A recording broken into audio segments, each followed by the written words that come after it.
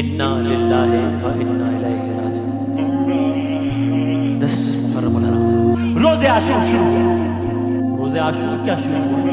اب شہادتوں کا سلسلہ شروع ہوا۔ اصحاب امام شہید ہوئے، انصار امام شہید ہوئے، امام کے گھرانے کے لوگ شہید ہوئے، یہاں تک کہ حسین شہید ہوئے۔ تو کل بات ہے اگر کسی ذہن میں ہے کہ حسین شہید ہو گئے، کربلا ختم ہو گئی، نہیں، شام غریباں کے بعد شام، کربلا کے بعد کربلا، ظلم کے ایک نئے باب کا آغاز ہو گیا۔ کیا مطلب؟ حسین شہید ہوئے ہیں، امام حسین کا لباس تک لوٹ لیا گیا، ہاتھ کی انگشتری تک لوٹ لی گئی۔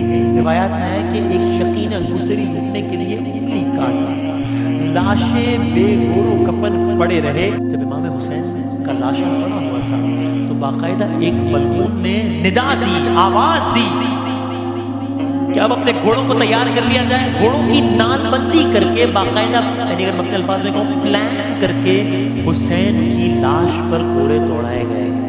اللہ! اور اب وہ منظر آیا کہ جو قیامت کا منظر ہے، چھانے لگی شام غریباں، ہائے قیامت کا ہے سما۔ ابھی اس وقت کا منظر، خیمہ سادات سے اٹھا دھواں، کیوں؟ خیمے سے دھواں کیوں اٹھا؟ اللہ تعالیٰ میری، آپ کی، ہم سب کے گھرانے کی خواتین کی عصمت کو ہمیشہ محفوظ رکھے۔ اس لیے میں اگر اپنا ذاتی تجربہ بتاؤں تو مجھے کربلا کے واقعات سنتے ہوئے میں وہ کیفیت محسوس نہیں کرتا جو ان واقعات کو سنتے ہوئے۔ کیوں؟ ذرا سنیے۔ اور اب پہنچے اشقیاء خیام کی جانب پر، بیبیوں کے سروں سے چادریں چھین لی گئی۔ اسے ایک جملے میں جو میں نے ادا کر دیا، یہ ایک جملہ مصائب کے لیے کافی ہے۔ خیموں کو آگ لگا دی گئی۔ کیا رہا خیموں میں شہ کے؟ ایک اداسی، صرف رونے کو محمد کی نواسی رہ گئی۔